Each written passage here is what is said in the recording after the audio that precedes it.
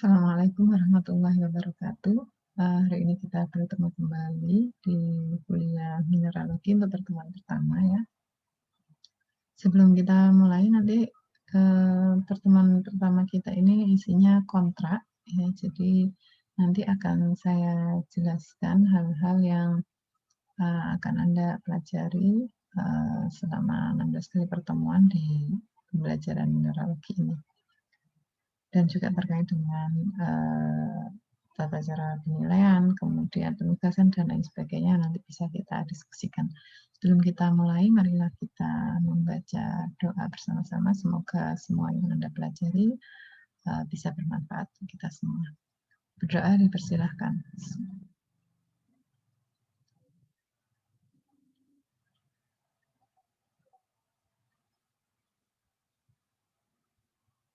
Berdoa selesai. Bapak akan share screen, nanti kalau tidak sesuai Bapak akan menjelaskan dengan ini. Sebentar. Filenya.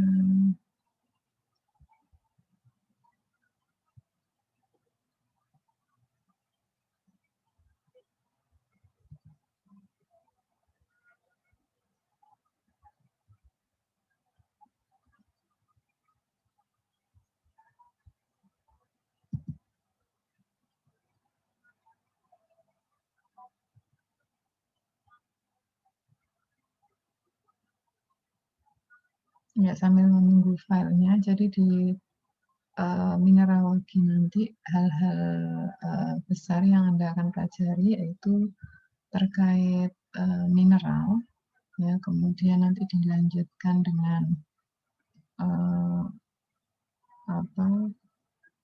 proses pembentukan mineral, ya, mungkin saya akan berikan salah satu contoh, misalkan granit dan lain sebagainya, dan kemudian sebelum UTS materi akan saya berikan, dan kemudian setelah UTS nanti kita akan lebih banyak berdiskusi.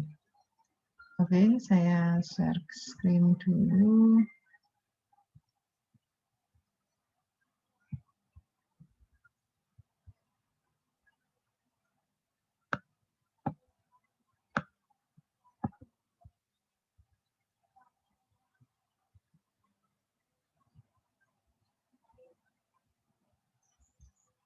Ya, jadi mineralogi itu melanjutkan salah satu mata kuliah ya, yang melanjutkan pembelajaran kimia dasar, kemudian kimia anorganik 1, kimia anorganik 2, dan kimia unsur.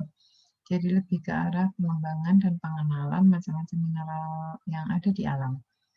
Seperti itu. Jadi referensi yang saya pakai masih tetap lebih banyak di kimia anorganik. Nanti ada beberapa jurnal juga yang terkait mineralogi yang saya berikan. Kemudian kalau buku seperti Misler, W. Atkin, Bassett mungkin Anda sudah punya ya, salah satu atau semuanya. Nanti juga Anda boleh mengambil referensi buku mineralogi. Nanti mungkin saya akan memberikan linknya, atau Anda boleh mengambil bebas, download bebas di Google. Kemudian ini mungkin yang bisa kita diskusikan ya, karena ini materi kuliah pilihan ya, sangat diharapkan. Saya senang sekali kalau mata kuliah pilihan itu nilainya bagus gitu. Kalau mata kuliah wajib kan memang beban yang harus dipelajari memang agak lebih tinggi ya. Kalau mata kuliah pilihan berarti Anda memang sudah punya kecenderungan untuk mempelajari ke arah sana dan memang menyukai ya mata kuliah itu. Jadi untuk penilaian nanti ada beberapa tugas harian yang seluruh totalnya boleh mempunyai persentase 10%. Kemudian ujian, baik itu UTS, UAS, dan mungkin juga UK, kalau nanti kita melakukan UK, kalau perlu, kalau tidak perlu ya kita cukup UTS atau UAS, nanti persentasenya paling besar yaitu 60%. Dan yang terakhir tugas video kelompok. Mungkin di mata kuliah Anda semester lalu, Anda juga membuat video ya, tapi bersifat individu. Jadi kalau bersifat individu nilainya untuk Anda sendiri dan sangat membantu ya, saya evaluasi kemarin tugas video itu cukup membantu ketika nilai ujian Anda, rendah, cukup membantu sekali dan terlihat sekali yang tidak mengerjakan video, nilainya mau di rata-rata seperti apapun tidak bisa, mencapai, standar yang baik gitu. Jadi di mata kuliah pilihan ini tugas video terkait dengan materi nanti Anda kerjakan berkelompok jadi lebih ringan. Seperti itu, ini penawaran dari penilaian yang Bu Iva berikan, nanti silahkan di sesi diskusi atau di GC maupun di Google Meet, kita bisa mendiskusikan bagaimana baiknya agar Anda nilai mineraloginya bisa mendapatkan yang terbaik. Nah, teknis pembelajarannya, jadi untuk materi secara sekilas saya jelaskan bahwa kita mempelajari mineralogi itu yang pertama, kemudian proses pembentukan itu di awal-awal sebelum UTS lebih banyak saya akan memberikan proses pembentukan mineralogi seperti apa yang saya jelaskan. Kemudian nanti setelah UTS kita lebih banyak ke studi kasus tentang mineral-mineral di alam ataupun mineral-mineral sintesis. Kemudian pembelajaran sebelum UTS ya, jadi teknisnya nanti video materi akan saya share ya di GC tepat saat kelas dimulai. Jadi saya harapkan semua sudah masuk GC ya 5 atau 10 menit sebelum pembelajaran ya, karena link video akan saya berikan di sana. Anda bisa memutar video itu, jadi persis seperti di kelas Anda bisa memutar video itu bersama-sama dan selesai juga dalam waktu yang hampir bersama. Kemudian setelah menyaksikan video di GC itu, Bu Ulfa berharap ada diskusi ya di GC, ada pertanyaan yang bisa Anda sampaikan maksimal 6 pertanyaan karena hal ini untuk mengefektifkan, karena kalau terlalu banyak pertanyaan respon dan diskusinya nanti tidak terlalu bagus. Dan ini wajib direspon oleh semua peserta, ya, sebagai salah satu nilai keaktifan. Bisa jadi hari itu Bu Ulfa tidak memberikan tugas apapun, tapi respon-respon yang Anda berikan itu adalah bagian dari penilaian tugas harian. Kemudian feedback nanti akan saya berikan di Meet jika urgent, jadi jika sangat dibutuhkan, kita bisa bertemu di Google Meet ya 30 menit sebelum pembelajaran selesai atau 1 jam sebelum pembelajaran selesai. Nanti saya akan menghubungi PJ atau PJ bisa menghubungi saya, Bu. Teman-teman meminta feedback di link Meet, nanti bisa menyampaikan ke saya dan link Meet bisa di-share di GC. Jadi Meet kita lakukan maksimal 30 menit untuk menghindari hal-hal teknis seperti sinyal, error, atau kuota data teman-teman Anda yang minimalis ya. Jadi kita mengupayakan yang paling baik untuk semuanya.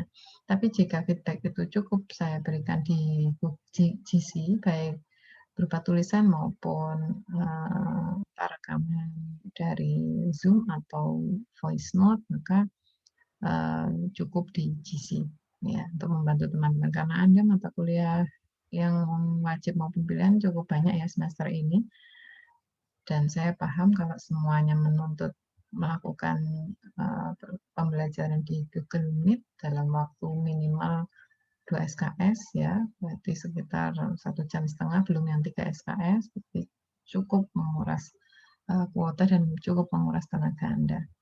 Itu pembelajaran sebelum UTS ya, jadi semua video materi dari saya. Kemudian di sela-sela video materi atau di sela-sela pembelajaran mulai pertemuan kedua sampai pertemuan ketujuh, pertemuan sebelum UTS, saya akan memberikan jurnal ya. Dan jurnal itu silakan dipelajari per kelompok. Nanti kelas akan saya bagi menjadi 7 kelompok. Anda bisa mempelajari jurnal itu dan mulai melakukan tugas yang kedua ini ya. Jadi jurnal dari Bu Ulfa, nanti Bu Ulfa akan membagi menjadi 7 kelompok. Nah, setiap kelompoknya nanti mendapatkan materi dari jurnal itu.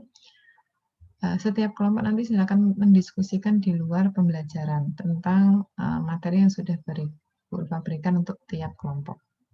Ya, dari materi itu ya, Anda silakan membuat video minimal 10 menit. Ya. Anda unggah di YouTube ya, maksimal H-1 sebelum jadwal presentasi. Jadi 7 pertemuan sebelum UTS, Bu Ulfa akan menjelaskan semua materi, ditutup dengan UTS ya. Kemudian pada pertemuan ke-9 ya, kelompok pertama presentasi. Misalkan kelompok 9 ini presentasinya hari Senin. Ya, kelompok 1 di pertemuan 9 presentasinya di hari Senin. Berarti hari Minggunya kelompok 1 ini sudah mengunggah videonya di YouTube. Ya, diberikan nama seperti semester kemarin, yaitu kelompok Anda, kemudian ditambahin neurologi dan dosen pengampu, kemudian di caption bawahnya Anda bisa menuliskan nama-nama kelompoknya, atau di bagian video di dalamnya sendiri Anda mencantumkan nama-nama kelompok Anda. Ya, jadi H-1. Jadi H maksimal itu H-1 sebelum jadwal presentasi. Nah, nanti pertemuan di hari hanya tetap kita lakukan di GC, di mana nanti kelompok presenter men-share link YouTube-nya ya. Jadwalnya nanti urut ya, pertemuan 9 sampai 15 itu diisi share link YouTube di GC, kemudian kita semua menyaksikan. Kemudian yang tidak presentasi atau peserta non presenter bisa mengajukan pertanyaan sama seperti sebelum UTS, maksimal 6 pertanyaan. Diajukan di GC dan ditanggapi oleh presenter. Jika sangat urgent, kelompok presenter bisa menjelaskannya via Google Meet nanti. Ya. Nah, sesi diskusi nanti diakhiri dengan post-test. Siapa yang membuat post-test? Post-test dibuat oleh kelompok presenter. Jadi kelompok presenter saat membuat link YouTube itu juga membuat pertanyaan-pertanyaan post-test terkait dengan video di YouTube, terkait dengan materi di dalam jurnal. Ya. Pertanyaan post-test itu nanti dikerjakan oleh yang non-presenter. Ya, non-presenter, yang presenter tidak perlu. Tiap-tiap presenter membuat Google Form. Jadi pertanyaan-pertanyaan itu ditayangkan di Google Form ya, dan di-share nanti link Google Form-nya. Kemudian yang menilai adalah kelompok presenter hari itu juga. Ya, jadi kelompok presenter tidak wajib untuk mengerjakan soal post-test yang dibuatnya sendiri, tapi dia wajib untuk menilai pekerjaan dari teman-teman lain yang saat itu tidak sedang presentasi. Nah, pertanyaan post-testnya ini wajib berupa essay, ya, jumlahnya bebas, silahkan saja berapa, karena ada essay yang butuh jawaban pendek, ada yang butuh jawaban panjang, tapi maksimal dapat dikerjakan dalam 30 menit, tidak boleh lebih. Ya, tidak boleh lebih. Nah, kelompok presenter nanti bebas tugas, ya. Kemudian link Google Form-nya, soal post-testnya, jawaban presenternya, dan nilai post-testnya, ya, semuanya nanti dapat diunggah di classwork yang saya sediakan. Jadi nanti classwork-nya isinya adalah classwork kelompok 1. Berarti hanya kelompok 1 yang mengirimkan semua berkas berupa link Google Form, soal post-test, jawaban versi presenter, kemudian nilai post-test tiap pertemuan atau tiap mahasiswa, ya, seperti itu. Semuanya dimasukkan ke sana. Jadi nanti di classwork setelah UTS ada 7 classwork ya. Jadi classwork kelompok 1, kelompok 2, kelompok 3, kelompok 4, kelompok 5, kelompok 6, dan kelompok 7. Paham ya? Ya, nanti kalau belum paham bisa ditanyakan ketika sesi diskusi. Itu yang bisa Bu Ulfa sampaikan hari ini. Mungkin ada yang mau didiskusikan, silahkan nanti disampaikan ke PJ atau kita bertemu di Google Classroom. Anda bisa menyampaikan pertanyaan-pertanyaan itu di Google Classroom, atau kalau tidak terlalu jelas nanti bisa menghubungi PJ untuk membuat Google Meet dan kita bisa bertemu di Meet beberapa saat untuk memperjelas hal-hal terkait kontrak hari ini. Itu yang bisa Bu saya jelaskan. Bu Ulfa akhiri dulu ya. Assalamualaikum warahmatullahi wabarakatuh.